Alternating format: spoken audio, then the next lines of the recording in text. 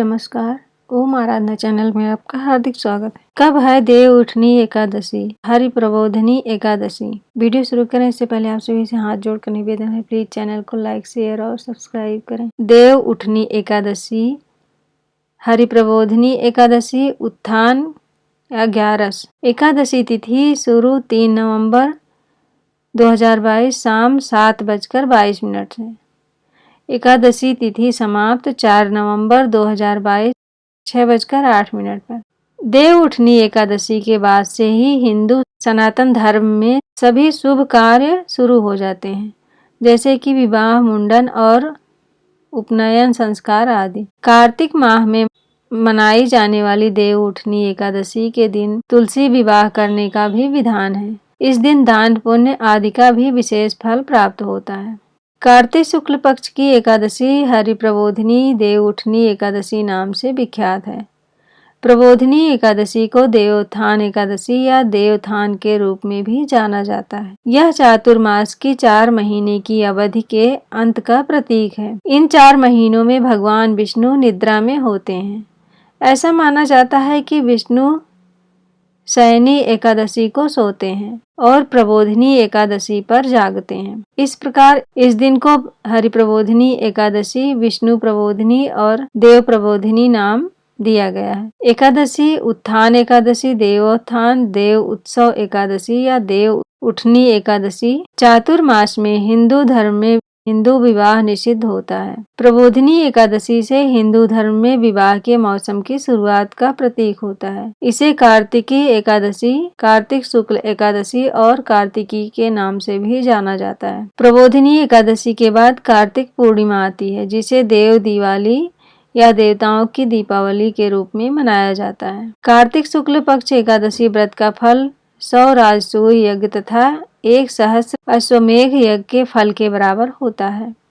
देवोत्थान एकादशी के दिन व्रतोत्सव करना प्रत्येक सनातनी का आध्यात्मिक कर्तव्य है। इस एकादशी के दिन भक्त श्रद्धा के साथ जो कुछ भी जप तप और स्नान दान करते हैं, वह सब अक्षय फलदायक हो जाता है।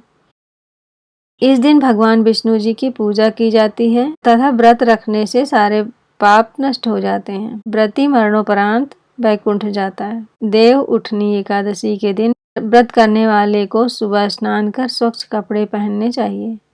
पूजा स्थल को साफ करें और पूजा स्थल पर अथवा आंगन में चौक बनाकर भगवान श्री विष्णु के चरणों को कलात्मक रूप से अंकित करें और पूरे दिन व्रत करें। भगवान विष्णु को 4 मास की योग निद्रा से जगाने के लिए घंटा, शंख, मृदंग आदि वाद्यों की मांगलिक ध्वनि के बीच श्लोक पढ़कर जगाए जाते हैं। इसके बाद भगवान विष्णु को फल आदि अर्पित करें, नए वस्त्र अर्पित करें और मिष्ठान का भोग लगाएं। देव उठनी एकादशी की कथा सुने और भगवान विष्णु की आरती करें। अब सुनते हैं देव उठनी एकादशी व्रत की कथा। एक बार नारद जी ने ब्रह्मा जी से प्रबोधनी एकादशी के व्रत का फल बताने के लिए कहा। ब्रह्मा जी ने सविस्तार बताया, हे नारद, एक बार सत्यवादी राजा हरिश्चंद्र ने स्वप्न में ऋषि विश्वामित्र को अपना राज्य दान कर दिया। अगले दिन ऋषि विश्वामित्र दरबार में पहुंचे तो राजा ने उन्हें अपना सारा राज्य सौंप दिया।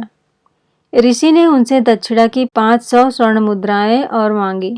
दक्षिणा चुकाने के लिए राजा को अपनी पत्नी एवं पुत्र तथा स्वयं को बेचना पड़ा। राजा को एक डोम ने खरीदा था। डोम ने राजा हरिश्चंद्र को शमशान में नियुक्त करके मृतकों के संबंधियों से कर लेकर सौदाह करने का कार्य सौंपा था। उनको जब यह कार्य करते हुए कई वर्ष बीत गए तो एक दिन अकस्मात उनकी गौतम ऋषि से भेंट हो गई। राजा ने उनसे अपने ऊपर बीती सब बातें बताई। मुनि ने उन्हें इसी प्रबोधनी एकादशी का व्रत करने की सलाह दी। राजा हरिश्चंद्र ने यह व्रत करना आरंभ कर दिया। इसी बीच उनके पुत्र रोहितास का सर्प के डसने से स्वर्गवास हो गया। जब उसकी माता अपने पुत्र को अंतिम संस्कार हेतु शमशान पर ले गई तो राजा हरिश्चंद्र ने उनसे भी शमशान का कर मांगा, परंतु उनके पास शमशान का कर चुकाने के लिए कुछ भी नहीं था। उन्होंने अपनी चुनरी का आधा भाग देकर शमशान का कर चुकाया। तत्काल आकाश में बिजली चमकी और प्रभु प्रकट होकर बोले, महाराज, तुमने सत्य को जीवन में धारण करके उच्चतम आदर्श प्रस्तुत किया है। तुम्हारी कर्तव्य निष्ठा धन्य है, तुम इतिहास में सत्यवादी राजा हरिश्चंद्र के नाम से अमर रहोगे। भगवत कृपा से राजा हरिश्चंद्र का पुत्र जीवित हो गया। तीनों प्राणी चिरकाल तक सुख भोग कर अंत में स्वर्ग को चले गए। क्यों होता है शालिग्राम और तुलसी का विवाह, जानते हैं इससे जुड़ी पौराणिक कथाएं। तुलसी विवाह के दिन सुहागिन महिलाएं माता तुलसी की पूजा कर अपने सुखी वैवाहिक जीवन का आशीर्वाद मांगती हैं। इस दिन पूरे विधि विधान से माता तुलसी और भगवान शालिग्राम का विवाह किया जाता है। इस पूजन की शुरुआत को लेकर कई पौराणिक कथाएं हैं। मान्यता है कि तुलसी विवाह के दिन सुहागिन महिलाएं माता तुलसी की पूजा कर अपने सुखी वैवाहिक जीवन का आशीर्वाद मांगती हैं। इस दिन पूरे विधि विधान से माता तुलसी और भगवान शालिग्राम का विवाह किया जाता है। शालिग्राम भगवान विष्णु के ही प्रतिरूप हैं, लेकिन क्या आप जानते हैं कि हर वर्ष कार्तिक शुक्ल एकादशी या देव उठनी एकादशी को तुलसी विवाह क्यों होता है, जानते हैं इससे जुड़ी पौराणिक कथाएं। नारद पुराण के अनुसार एक समय दैत्यराज जलंधर के अत्याचारों से ऋषि मुनि देवता और मनुष्य सभी बहुत परेशान थे। वह बड़ा ही पराक्रमी और वीर था। इसके पीछे उसकी पतिव्रत धर्म का पालन करने वाली पत्नी वृंदा के पुण्यों का फल था, जिससे वह पराजित नहीं होता था। उससे परेशान देवता भगवान विष्णु के पास गए और उसे हराने का उपाय पूछा।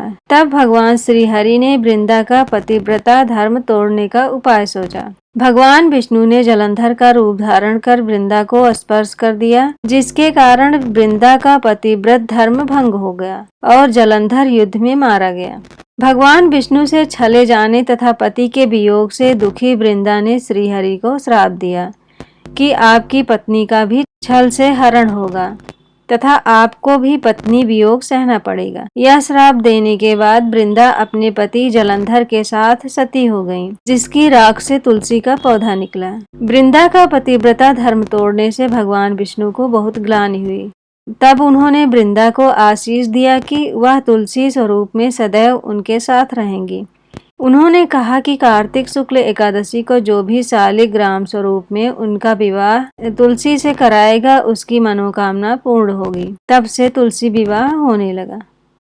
एक अन्य पौराणिक कथा के अनुसार एक बार माता तुलसी ने भगवान विष्णु को नाराज होकर श्राप दे दिया था कि तुम काला पत्थर बन जाओ, जिसके बाद इस श्राप से मुक्ति पाने के लिए भगवान विष्णु ने शालिग्राम पत्थर के रूप में अवतार लिया, तुलसी से विवाह किया। तभी से शालिग्राम और तुलसी के विवाह को एक त्योहार के तौर पर मनाया जाता है। माता तुलसी को माता लक्ष्मी का भी अवतार माना जाता है। एक दूसरी कथा के अनुसार एक परिवार में एक ननद भाभी रहती थी। ननद अभी कुंवारी थी और वह तुलसी की बड़ी सेवा करती थी, पर भाभी को यह एक आंख नहीं सुहाता था। कभी कभी तो वह गुस्से में कहती, तेरा विवाह होगा तो तुलसी ही खाने को दूंगी तथा तुलसी ही दहेज में दूंगी। यथा समय जब ननद की शादी हुई तो उसकी भाभी ने बारात के सामने तुलसी का गमला फोड़कर रख दिया, लेकिन भगवान की कृपा से गमला स्वादिष्ट व्यंजनों में बदल गया। गहनों के बदले भाभी ने ननद को तुलसी की मंजरी पहना दी तो वह सोने के आभूषणों में बदल गई। वस्त्रों के स्थान पर तुलसी का जनेऊ रख दिया तो वह रेशमी वस्त्रों में बदल गया। इस पर भाभी को बड़ा आश्चर्य हुआ और तुलसी जी की पूजा का महत्व उसकी समझ में आ गया। जय तुलसी माँ। अगर आप इस चैनल पर नए हैं तो प्लीज़ लाइक, शेयर और सब्सक्राइब करें, इससे आने वाली वीडियो आपको मिल जाए। धन्यवाद।